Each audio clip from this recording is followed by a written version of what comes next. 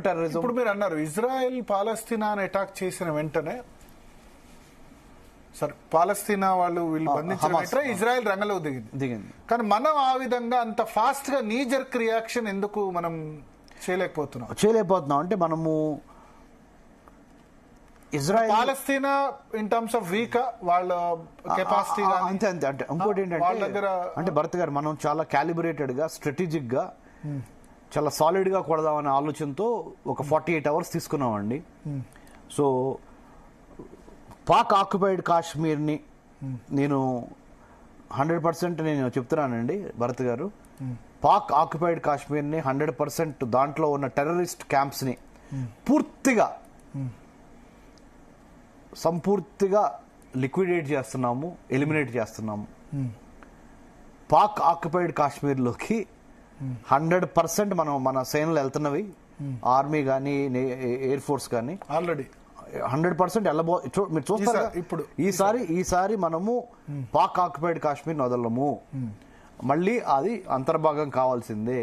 At the same time Pakistan లో ఉన్న సివిలియన్సే Pakistani government ని కూడా పడగొట్టే స్థాయికి వస్తుంది. అష్ట దిగ్బంధనం చేస్తాం పాకిస్తాన్ని. పైపైన కాబట్టి చెప్తా, లోతుకు చెప్పను, పైపైన చెప్తా.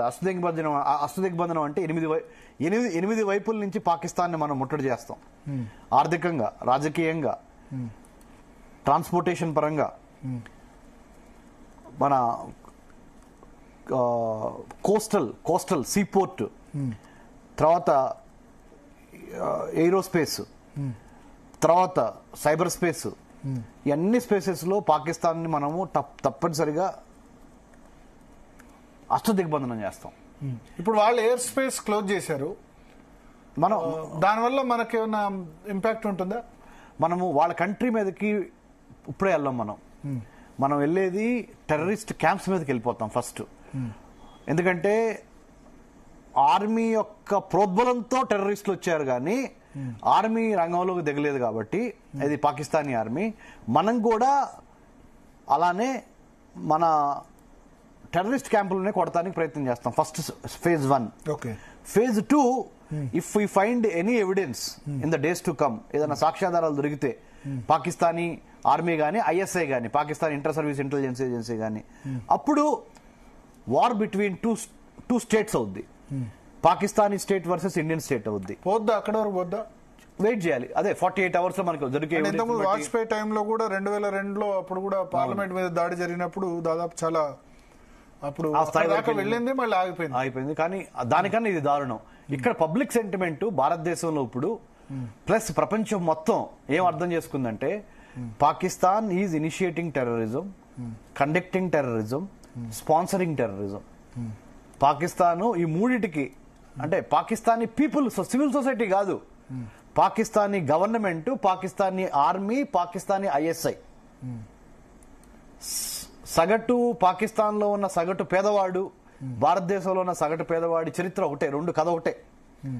ఉపాధిలేమి, ఆహారాలేమి, అంటే కొంతమంది అంతవరకు మనం ఆ బెనిఫిట్ ఆఫ్ డౌట్ ఇవ్వాలి వాళ్ళకి. కానీ ఇక్కడ దొంగలు ఎవరంటే, ఇక్కడ మోసగాళ్ళు ఎవరంటే, ఇక్కడ నమ్మించి మోసం చేసింది ఎవరే అంటే పాకిస్తానీ ఆర్మీ, పాకిస్తానీ ఐఎస్ఐ, పాకిస్తానీ ఈ ఫండమెంటల్ ఎలిమెంట్స్. వీటి మూలాన మనము ఇబ్బందులోకి వస్తున్నాం. కాబట్టి Indian government under the leadership of prime minister Modi గారు, ably assisted by national security adviser Shri Ajit Doval గారు, అమిత్ షా గారు, రాజ్నాథ్ సింగ్ గారు, ఈ అంతా కలిసి we are going to definitely hit the terror camps that are operating in Pak occupied Kashmir. ఇండియాకి పాకిస్తాన్